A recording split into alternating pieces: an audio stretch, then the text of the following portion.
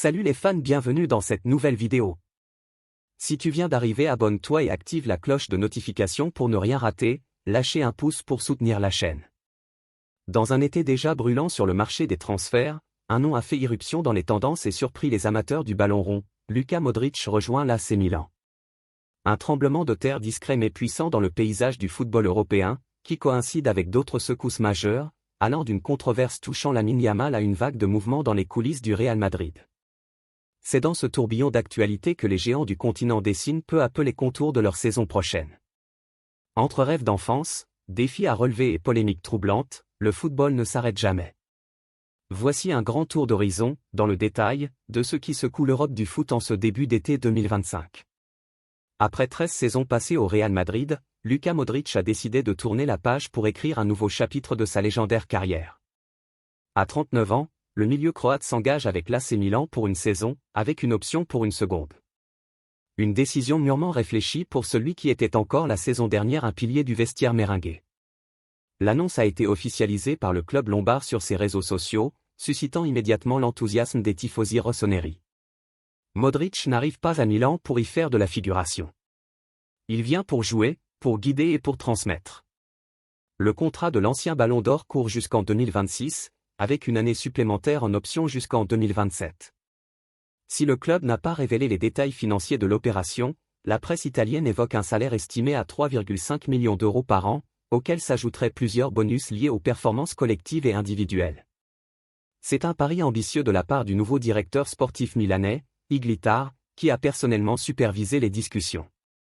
Ce dernier, convaincu de la valeur ajoutée que représente le Croate, en a fait l'une de ses priorités. Il faut dire que Modric représentait le dernier vestige du trio mythique du Real avec Kroos et Casemiro, désormais tous partis. Son dernier match avec les merengues remonte à la Coupe du Monde des clubs, où il a battu un record impressionnant, celui du plus grand nombre de victoires et de matchs disputés par un joueur du Real Madrid dans cette compétition. Bien que son aventure se soit terminée par une élimination en demi-finale, l'ombre de Modric restera longtemps gravée dans l'histoire du club madrilène, fort de ses 28 trophées remportés. Avec ce palmarès, il devient tout simplement le joueur le plus titré de l'histoire du Real Madrid. Ce transfert a aussi une dimension émotionnelle. Luka Modric n'a jamais caché son admiration d'enfance pour l'AC Milan, et plus particulièrement pour Zvonimir Boban, idole croate qui a brillé au club entre 1992 et 2001. En 2020, il confiait à la Gazzetta dello Sport que Boban avait été une figure tutélaire pour lui et pour son père. À l'époque, il portait même un survêtement aux couleurs de Milan, offert par son père. Pour lui, jouer à San Siro était un rêve d'enfant que la vie n'avait jamais permis de concrétiser, jusqu'à aujourd'hui. Sur le plan sportif, Modric arrive dans une équipe milanaise en grande difficulté. La saison 2024 à 2025 a été un calvaire pour le club, 8e place en Serie A, aucune qualification européenne, élimination précoce en Ligue des Champions, et une défaite en finale de Coupe d'Italie contre Bologne. Seule consolation, une Supercoupe remportée en janvier. Le club entre dans une phase de reconstruction, et Modric est appelé à devenir l'architecte du renouveau au milieu du terrain. Avec le départ de Tijjani Reinders vers Manchester City, le Croate incarne la créativité, la maîtrise et le leadership qui manquaient cruellement à l'équipe. Pendant que Milan rêve de renaissance, une polémique secoue l'Espagne. Lamine Yamal, jeune prodige du FC Barcelone, se retrouve au cœur d'un scandale inattendu. Le gouvernement espagnol, via son ministère des Droits sociaux, a saisi le parquet pour enquêter sur une possible infraction à la loi sur le handicap.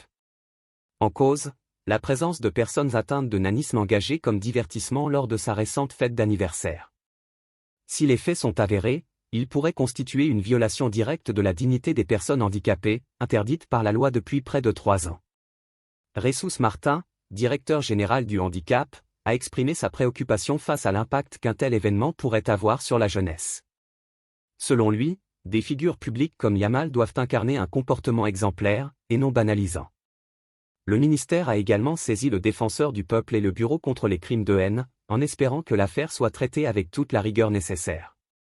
Une réforme législative est d'ailleurs à l'étude pour renforcer les sanctions, qui pourraient aller jusqu'à 1 million d'euros d'amende. L'ADE, une association de défense des personnes atteintes de nanisme, a annoncé qu'elle allait porter plainte contre le joueur. Elle condamne fermement les faits et compte entamer à la fois des actions juridiques et des campagnes de sensibilisation pour éviter que de tels comportements ne se reproduisent. Le monde du football, une fois encore, se retrouve confronté à une question de responsabilité sociale, au-delà des terrains. À Madrid, l'heure est au départ après une période de calme post-mondial des clubs. Le Real Madrid, qui avait jusque-là misé sur les arrivées de Dean Huijsen, Trent Alexander-Arnold et Franco Mastantuono, entre maintenant dans une phase de dégraissage. Ce week-end, deux ventes ont déjà été actées, Victor Muñoz à Osasuna et Rafa Obrador à Benfica, rapportant 10 millions d'euros au total. Jérémy de León pourrait suivre, convoité par Malaga. Du côté de l'équipe première, Fran Garcia est sur le départ. Pisté par l'AC Milan pour remplacer Théo Hernandez, parti en Arabie Saoudite, il pourrait quitter un Real où la concurrence est rude avec l'arrivée d'Alvaro Carra et la présence de Ferland Mendy. En parallèle, le club souhaite également se séparer de David Alaba, dont les prestations posent question, et de Dani Ceballos, qui ne figure plus dans les plans de Xavi Alonso. Enfin, un gros dossier agite la direction, le probable départ de Rodrigo vers la Premier League. Le Brésilien est sur les tablettes de plusieurs cadors anglais, et son transfert pourrait animer la semaine à venir. En Allemagne, le Bayern Munich s'est vu opposer une fin de non-recevoir par Stuttgart pour Nick Woltemade. Le club bavarois avait proposé 40 millions d'euros plus 5 millions de bonus, mais le VfB a rejeté l'offre, jugeant les modalités de paiement insuffisantes. Alexander Werle, président de Stuttgart, a confirmé que le joueur resterait la saison prochaine, sauf offre exceptionnelle. Woltemade, buteur prolifique de 1 M98, auteur de 17 buts en 33 matchs et de 6 réalisations à l'Euro U21, est devenu une pièce maîtresse du projet stuttgartois. Le Bayern devra revoir sa copie s'il souhaite le recruter. Enfin, l'Atlético de Madrid s'apprête à frapper un grand coup en attirant Thiago Almada. De retour à Botafogo après un prêt mitigé à Lyon, le milieu offensif argentin est tout proche d'un accord avec les Colchoneros. Poussé par Diego Simeone lui-même, Almada aurait déjà donné son feu vert au projet. Benfica, également intéressé, semble distancé. Manchester United se lance à l'assaut de Corentin Tolisso. Après une saison aboutie et alors que l'OL sort d'une semaine mouvementée, Corentin Tolisso pourrait vivre un tournant décisif dans sa carrière. Si son avenir à Lyon reste incertain, l'intérêt inattendu de Manchester United pourrait bien ouvrir la porte à un départ vers un géant européen en quête de renouveau. Dans le tumulte d'un été encore incertain, le nom de Corentin Tolisso revient sur le devant de la scène comme une promesse et une énigme. De retour à Lyon en 2022 après 5 saisons contrastées, mais riche en expérience au Bayern Munich, le milieu de terrain avait alors opéré un comeback aux allures de romance footballistique. Formé à l'OL, champion du monde en 2018, il avait choisi de rentrer à la maison pour retrouver du temps de jeu, de la stabilité, et offrir à son club formateur le meilleur de ce qu'il lui restait. Après une première année irrégulière, Tolisso a retrouvé en 2023 à 2024 un niveau de jeu digne de ses meilleures années. Tour à tour métronome et patron sous les ordres de Laurent Blanc, puis de Pierre Sage et Paulo Fonseca, il a été l'un des grands artisans de la folle remontée lyonnaise, conclue par une qualification européenne et une finale de Coupe de France. Mais l'histoire d'amour entre Tolisso et l'OL est aujourd'hui à la croisée des chemins. La semaine passée a brutalement rappelé les fragilités d'un club en pleine reconstruction, convoqué par la DNCG. L'OL a vu sa situation budgétaire scrutée à la loupe et son avenir en Ligue 1 mis en suspens, avant un retournement favorable en commission d'appel.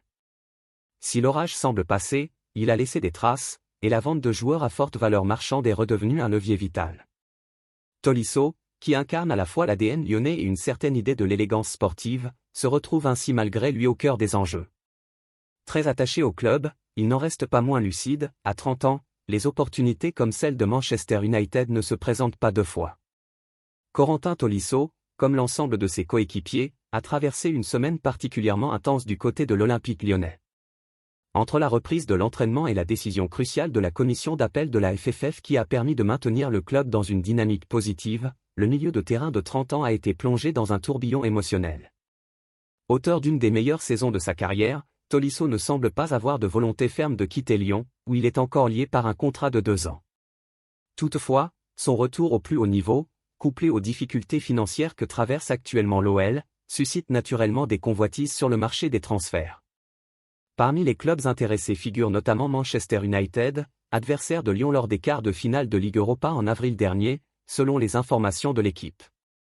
Le club anglais, bien que privé de compétition européenne la saison prochaine, a récemment établi un premier contact avec le clan Tolisso.